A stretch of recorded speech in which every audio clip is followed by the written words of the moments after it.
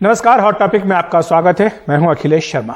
हरियाणा के करनाल में कल किसानों ने एक बड़ी सभा करने की योजना बनाई है। मिनी सेक्रेटेरिएट के घेराव का भी ऐलान किया गया है। इसे देखते हुए प्रशासन सतर्क है। करनाल में धारा 144 लागू कर सभी बड़ी सभाओं पर प्रतिबंध लगा दिया गया है। इसे लेकर किसान नेता गुरनाम सिंह चढ़ूनी और प्रशासन की बातचीत भी नाकाम रही। यहां पिछले महीने की 28 तारीख को किसानों पर पुलिस ने लाठीचार्ज किया था, जिसमें कई किसान घायल हो गए थे, जिसके बाद से किसान गुस्से में हैं। किसान नेता गुरनाम सिंह चढ़ूनी का कहना है कि प्रशासन अपने अधिकारियों को बचाने में लगा है। आज की मीटिंग में प्रशासन ने किसी तरह का अच्छा रिस्पांस नहीं दिया है। प्रशासन अपने लोगों का बचाव कर रहा है। हमारी 3 मांगे थी कि एक दोषी अधिकारियों के ऊपर FIR दर्ज हो, जितना उन्होंने गुनाह किया है उतनी सजा उनको मिले। जितना गुनाह हमने किया है हमारे ऊपर पर्चा दर्ज कर दिया है, लेकिन जितना गुनाह उन्होंने किया उसका पर्चा उनके ऊपर दर्ज कर दे जो नहीं कर रहे हैं। क्योंकि सिर में लाठी मारने का आदेश देना और सिर में लाठी मारना ये हमारे देश के कानून में नहीं है। हमने आज भी प्रशासन को कहा है कि अगर आपके कानून में ऐसा है तो आप वो कानून हमें पढ़ा दें, हम अपनी मांग वापस ले लेंगे। अपनी अपनी बात कहने और प्रदर्शन करने का अधिकार है। किसान भाई भी कल कर रहे हैं तो करें, लेकिन शांतिपूर्वक तरीके से। हमने सारे इंतजाम किए हैं लोगों की सुविधा के लिए। कुछ रास्ते डाइवर्ट भी हमने किए और सफिशिएंट मात्रा में वहां पर हमने फोर्स भी लगाई है। मेरा किसान नेताओं से भी कहना है, ऑर्गेनाइजर से भी कहना है कि शांति बरकरार रखने का दायित्व उनके ऊपर भी है। हमारे सहयोगी मोहम्मद गजाली हमारे साथ जुड़ रहे हैं इस खबर पर अधिक चर्चा करने के लिए। मोहम्मद गजाली, हमने भी सुना चढ़ूनी को, वो ये कह रहे हैं कि जिन अधिकारियों ने कार्रवाई की या जिन्होंने लाठीचार्ज का आदेश दिया था उनके खिलाफ कार्रवाई अभी तक प्रशासन ने नहीं की है। ये एक बड़ी मांग है जिसको लेकर कल किसान ये आंदोलन प्रदर्शन करने जा रहे हैं। किस तरह की तैयारी की है प्रशासन ने ताकि पिछली बार की तरह कोई अप्रिय स्थिति यहाँ पर उत्पन्न न हो? जी देखिए, सबसे पहली तैयारी तो ये है कि आज दोपहर 12:30 बजे से इंटरनेट की सेवाएं बंद की गई हैं। मोबाइल इंटरनेट की सेवाएं बंद है कल रात 12 बजे तक। इसके अलावा अगर एडिशनल फोर्स की बात करें या अधिक बल जो तैनात किया गया है पुलिस फोर्स का, तो आसपास के जिलों से करीब 5 SP और इतने ही करीब 10-15 DSPs को बुलाया गया है। इसके अलावा सेंट्रल आर्म्ड पुलिस फोर्स के अंदर जो पुलिस फोर्सेज आते हैं जैसे BSF या इसके अलावा RF वगैरह हैं, उनको भी बुलाया गया है। तो काफ़ी आप समझ सकते हैं कि जो बंदोबस्त है वो बहुत तगड़ा किया गया है, क्योंकि किसानों का प्रोग्राम पहले उन्होंने कहा है कि वो अनाज मार्केट जो है, अनाज मंडी जो है वहाँ पर वो महापंचायत करेंगे, वहाँ पर सारे किसानों को इकट्ठा करेंगे और फिर वहाँ से वो जो सिविल एडमिनिस्ट्रेशन का हेडक्वार्टर है, जो ऑफिस है जिला अधिकारियों का, उसका वो घेराव करेंगे। उसको रोकने के लिए कि वो मार्च ना कर सकें तो कई तरह के ब्लॉकेट लगाए गए हैं कि पहले तो वो अनाज मंडी ही ना पहुंच सके या करनाल जिले में बाकी जिलों के किसान की एंट्री ना हो सके। उसको लेकर पुलिस फोर्सेस की डिप्लॉयमेंट कल होगी और अलग अलग जगहों पर बैरिकेड और गश्त भी लगा रही है पुलिस, जिसको देखते हुए DC जो निशांत यादव को आपने सुना, उन्होंने लोगों से भी ये कहा है कि NH-44 जिस पे करनाल स्थित है उसको अगर प्रेफरेबली उसको यूज ना करें, क्योंकि कल हो सकता है कि अगर किसानों को रोका जाए तो वो हाईवे ब्लॉक कर सकते हैं, जैसा पहले भी उन्होंने किया है। लेकिन पुलिस की तरफ से ये इंडिकेशन साफ दिया गया है कि कल वो किसी भी हालत में किसानों को घेराव वगैरह करने नहीं देंगे। तो बल प्रयोग का जो चांसेस हैं वो कल भी देखने को मिल सकता है। जी, शुक्रिया मोहम्मद गजाली आपका इस तमाम जानकारी के लिए। बात करते हैं कोयला घोटाले की, जिसमें मनी लॉन्ड्रिंग की जांच का सामना कर रहे ममता बनर्जी के भतीजे अभिषेक बनर्जी आज ED के दिल्ली दफ्तर में पेश हुए। उनसे घंटों पूछताछ की गई। अभिषेक बनर्जी सभी आरोपों से इनकार करते आए हैं और इसे एक राजनीतिक साजिश बता रहे हैं। TMC महासचिव और सांसद अभिषेक बनर्जी सोमवार सुबह 11 बजे दिल्ली के जामनगर हाउस में प्रवर्तन निदेशालय के दफ्तर पहुंचे। ED ने कोयला घोटाले में मनी लॉन्ड्रिंग की जांच को लेकर उन्हें पूछताछ के लिए नोटिस जारी किया था।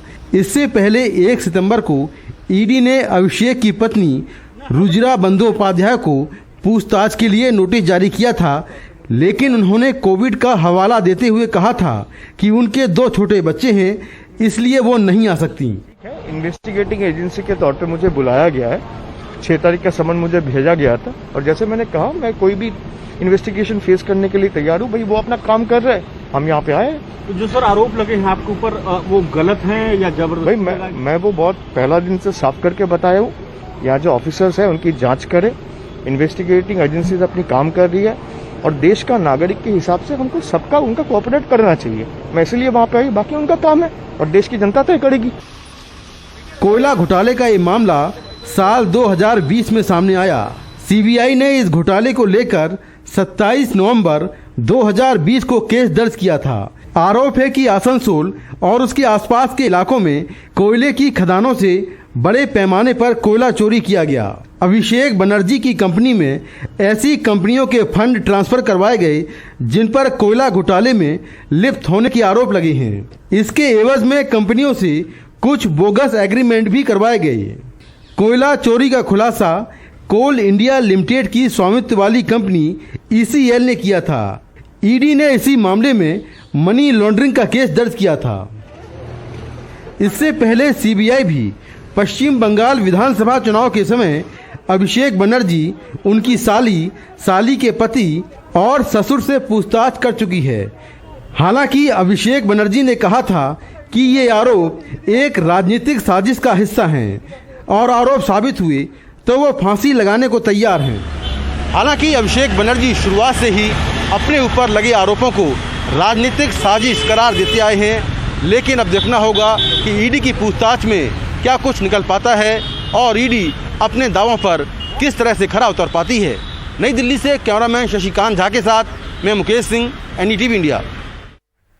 हिमाचल प्रदेश, सिक्किम, दादरा और नगर हवेली में 18 वर्ष से ऊपर की आबादी को कोरोना वैक्सीन की पहली डोज दी जा चुकी है। प्रधानमंत्री नरेंद्र मोदी ने सोमवार को आगाह किया कि टीकाकरण के बावजूद कोरोना का खतरा बना हुआ है और टीका लगवाने वालों को भी कोविड से जुड़े नियम कायदों का सख्ती से पालन करना जरूरी है। 100 वर्ष में ऐसे दिन कभी देखे नहीं है।